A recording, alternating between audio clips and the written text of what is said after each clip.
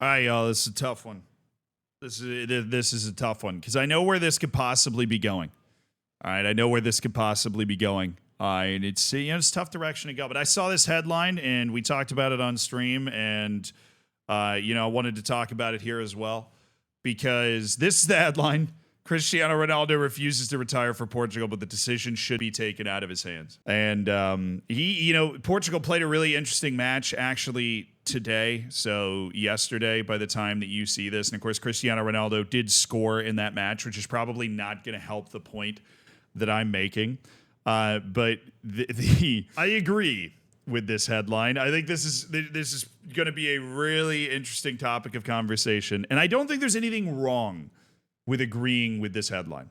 Because I got to be clear. Cristiano Ronaldo, if I'm ranking players, is the third best player in the history of ever kicking a ball. So, that is unbelievable, right? I mean, there's literally, Messi, Pele. That's it, right? I mean, Cristiano Ronaldo and what he's accomplished in his career, and particularly at his peak, was one of my favorite players to watch. Just one of the most exciting players that's ever existed, and somebody that maintained his peak for an incredibly long amount of time. But this headline is the reason that Portugal is not going to win the World Cup in 2026. Obviously, it wouldn't be the only reason. Winning a World Cup is just really hard. But Portugal will have no chance because welcome to an uncomfortable reality. Cristiano Ronaldo will be at the World Cup in 2026 because of this, in spite of articles like this, because the state of play in Portugal is actually really dangerous for the Portuguese national team.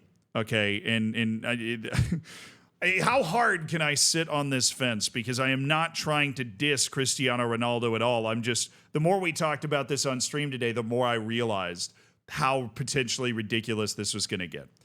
So Cristiano Ronaldo is obviously like the spirit animal of Portugal. When Roberto Martinez, a man who's best known for continuously failing upwards in his career, became the coach of Portugal, he basically said that he was going to, he wanted to make sure that Cristiano Ronaldo was on side with all of the decisions that he was making, right? That they were working kind of in tandem. Now, Roberto Martinez has said a lot of weird stuff. Right, from that he was kind of letting the players just decide to do whatever they wanted during the course of the Euros and this and that and the other thing, right? But what's very clear is that Roberto Martinez has made clear that he is not actually going to act like a head coach. And I acknowledge the fact that it is very, very, very hard to do that in this type of situation, right? But I don't care if Jesus Christ on roller skates is walking through the door. If he's 40 and he's not a center back or a goalkeeper, he is not playing on my team. And there is no shame in that. There is none. Like literally no shame at all in not being a world-class center forward at the age of 40 years old. Right? But that's basically where Cristiano Ronaldo is at this point. Father Time is undefeated. Right? Now, it might take Father Time a while. They might be Russia in World War II and take a couple shots and then eventually get their shit together. But Father Time is going to get there eventually, right? It's methodical. It's like the damn tide. Eventually, you will be too old to be as good as you think you are. And that's another dangerous thing that happens to these athletes that are at this level is if you're somebody like Cristiano Ronaldo, and this does not exclusively apply to Cristiano Ronaldo, you have been proving people wrong your entire life. People have been telling you that every single place that you went, that you were not going to be good enough, that you were not going to be able to do this, you weren't going to be able to do that. From the time that you laced them up when you were 10 years old and you told them you wanted to be the best player ever, they said, bullshit, you're never going to do that. And at every single turn, Cristiano Ronaldo and other people that become professional elite athletes, they prove people wrong. And so it is very, very difficult, and you hear all of the athletes kind of talk about this, to recognize when it's time to turn that mentality off for the good of the team. And look, it's not like I've ever been in that position, right? I've never been somebody with even above average athleticism. That's not true. I had the standing long jump record in my middle school region. But although it was broken by somebody a couple years ago, my old middle school track coach texted me, and that was the loss of my last shred of athletic relevance. But that's not why you clicked on this video, not to hear about that. Unless it was, let me know. I can keep talking. But seriously, I understand that if you're in that position, it is hard to figure out that you have finally reached a mountain that you cannot climb, right? You've climbed the first 25 mountains in your life, but the 26th one, the fact that you're 40, and even though you sleep in a cryogenic chamber and eat kale and graze like a freaking herd animal in order to try and keep your body as pliable as possible, that not even that is going to ward off the advance of time. And that, you know, honestly, I think everybody wrestles with that. Your golden age is gone. The golden age of you is gone. What you will be remembered for forever is likely over, and you have to process all of that. I'm like, if Cristiano watches this, I'm going to cause some sort of existential crisis or something. Recognizing that is incredibly difficult. And there's also the phrase, leave the game before the game leaves you. And I'm going to come back to that later. But the person that needs to sack up and actually make a move here is Roberto Martinez. Okay, because Roberto Martinez is the coach.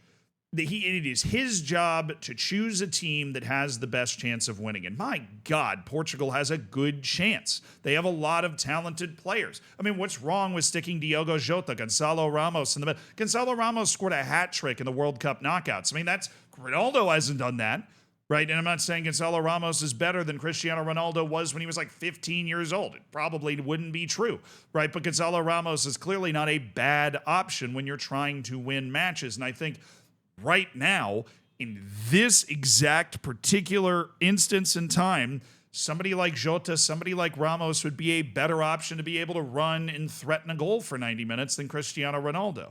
Now, I'm sure what Roberto Martinez has done has gaslit himself into believing that just having the roaring lion on the field, just having that talisman on the field, in the type of influence and gravitas and whatever other word you want to throw in there, makes putting Cristiano Ronaldo out there worth it, right? And that is an easy train to go down. I mean, half the people showing up for Portuguese training are probably asking him for autographs before they even get to the locker room for the first time, right? Like, he is the kid, he was the guy that was on the poster of the wall of every single player on that national team that shows up there to play.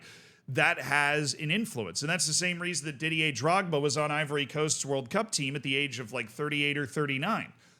He also was coming off the bench and playing the last 15 or 20 minutes of matches to raise the spirits and be a threat when the legs around were more tired. And I think the issue that Roberto Martinez is going to run into is that not only does he not have the guts to leave Ronaldo off the team, you can't get Cristiano Ronaldo to sit on the bench. Right? His ass is like a spring. He just bounces right back up, and all of a sudden he's on the field again. And I don't think Roberto Martinez, for a second, knows how to handle that situation in the first place. So as long as Roberto Martinez continues to exist as the coach with Portugal, I don't think anything's going to be changing. And that means the only person that can remove Cristiano Ronaldo from the Portuguese team is Cristiano Ronaldo, which, again, that's not how it's supposed to work. But like, have you ever met Cristiano Ronaldo? Not like I've actually met Cristiano Ronaldo, but have you ever watched him? This is not somebody that is going to recognize that it is probably time to hang it up. Even though for the last couple of years, if you've watched the Portuguese national team, and I have, right, and I'm sure you have too, it is very clear that he's kind of holding this team back. He's a bit of a lead weight around the ankle, right?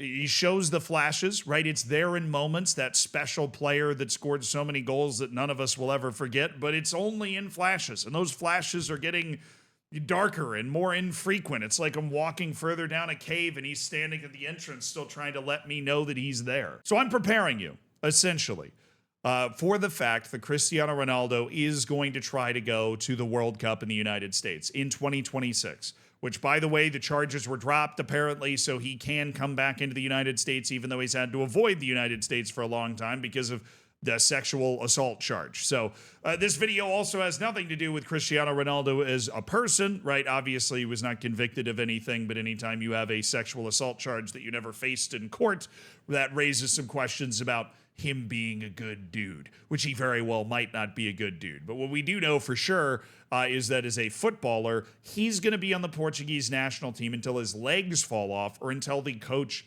changes, which is not going to happen before 2026. And I had to talk about this because I'm uncomfortable with this reality.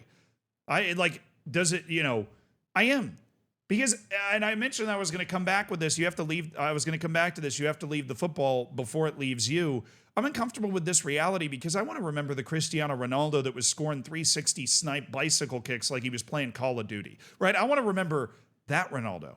The one that had the tricks in the raw power, in that pace, and could just rip through people, right? And score from felt like 80 yards away, and the goalkeeper still had no chance at all. That could make the other team feel completely helpless, right? I want to remember that one. And the longer the corpse of Cristiano Ronaldo continues to force himself into the Portuguese national team out of sheer pride and, trying to prove people wrong, the farther back in people's memory that player is going to be. There's going to be, think of, let's say you're 14, 15 years old, and the only Ronaldo you've seen is the Ronaldo that's existed over the last 3-4 years since the pandemic. You're not going to believe the Ronaldo that people like me and maybe you, if you're older than that, was able to see. Right? Like, because you're just consuming this Cristiano Ronaldo that's like souring your taste a little bit. The reason that quote exists, leave the football before the football leaves you, is almost to spare you from having to experience football as not a great player. Right? And Cristiano Ronaldo is going to increasingly experience football as not a great player, and he is going to increasingly put performances together that make Ronaldo less of a GOAT figure and more of this kind of oddity. Like the bearded lady at the circus back in the early 1900s or something, where you're just kind of watching Portugal matches, not because you're expecting Cristiano Ronaldo to be superhuman, but because you're kind of cringing and hoping that he does something so that, he doesn't get subbed out in the 60th minute and it's just awkward for everybody, because that's not fun. And that's not who Cristiano Ronaldo was on the field, but it's what he is now, right? Is this curiosity, right? And I don't like it, but we're going to live with it for a while. So even though people are writing articles like this and the noise is going to get louder and louder and louder, there's one person that can tune that out, and it's Ronaldo, and there's one person that won't do anything, and that's Roberto Martinez. So also, if you're Portuguese, we had some Portuguese people in the chat, put on your seatbelts, because the media circus around the next 2 years is going to be absolutely absurd. And somebody in chat did point out while we were talking about this on stream that it is possible he is just trying to keep going as long as Messi's going, because Ronaldo might be a GOAT, but he is also definitely petty and incredibly competitive with Lionel Messi in particular. And I have to imagine that at least part of it is he doesn't want to retire from his national team before Messi retires from his. So pay attention to the ordering on that, because that's totally playing a part too.